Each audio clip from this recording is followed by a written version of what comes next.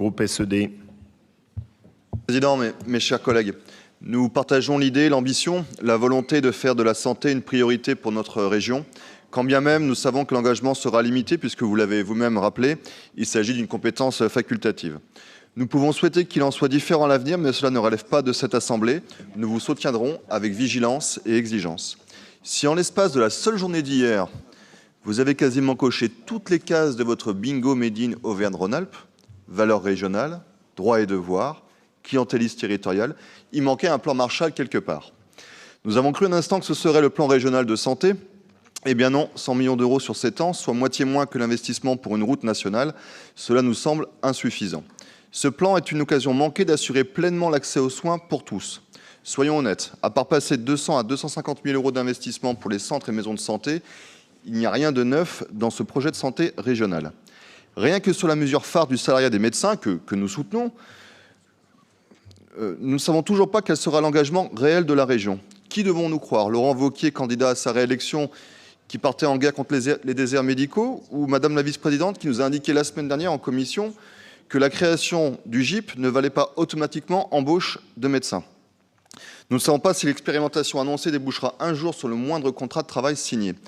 Le salariat des médecins est une idée que nous soutenons, c'est évident, mais sa réussite dépend d'un projet de territoire conduit par une équipe médicale pluridisciplinaire, car un médecin, qu'il soit salarié ou libéral, cela ne résout en rien l'isolement géographique et professionnel qui le pousse à partir.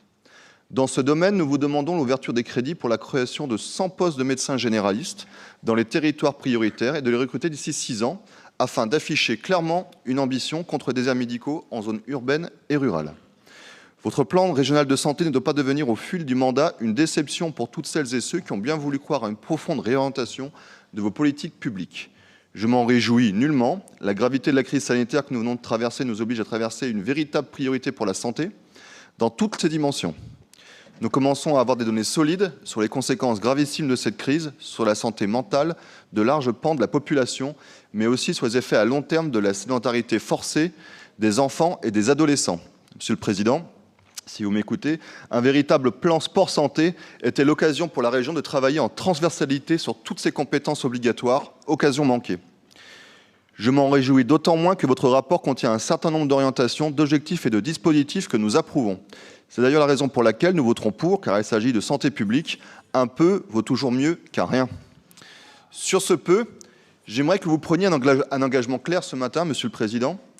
Vous et moi, nous sommes attachés au monde rural, à ces villages qui font la force de notre territoire. Mais nous savons que ce sont souvent les premiers oubliés du ministère de la Santé.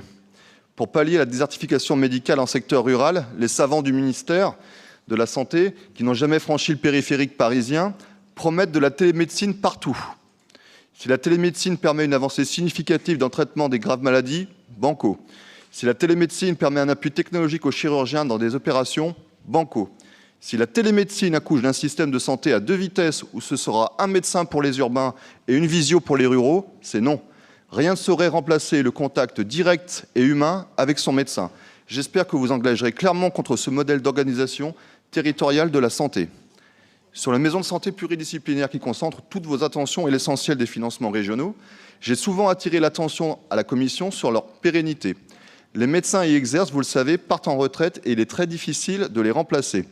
Un constat s'impose dans nos territoires. Lorsqu'un projet de MSP est porté par une équipe pluriprofessionnelle, ça marche, et uniquement à cette condition.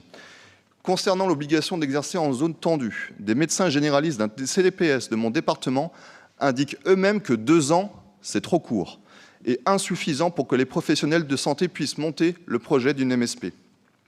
Concernant l'incitation des étudiants en médecine à pratiquer en zone fragile, nous partageons votre objectif, mais cette mesure doit être accompagnée par des créations de maisons d'accueil pour étudiants de toutes les professions de santé. J'en terminerai par une question en vous rappelant que le plus grand désert médical se situe en Auvergne-Rhône-Alpes, dans le pays de Gex.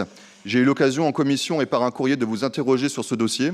Il y a une véritable urgence avec 130 000 habitants qui sont éloignés d'un centre hospitalier public.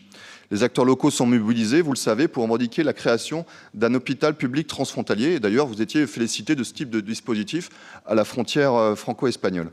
Pourquoi la région ne s'engagerait-elle pas dans un tel projet ? Ce serait la meilleure façon de montrer que votre plan de santé n'est pas seulement un document technocratique stérile, mais bien une feuille de route stratégique d'une collectivité qui agira concrètement dans les 6 prochaines années. Merci. Merci pour cette intervention nuancée.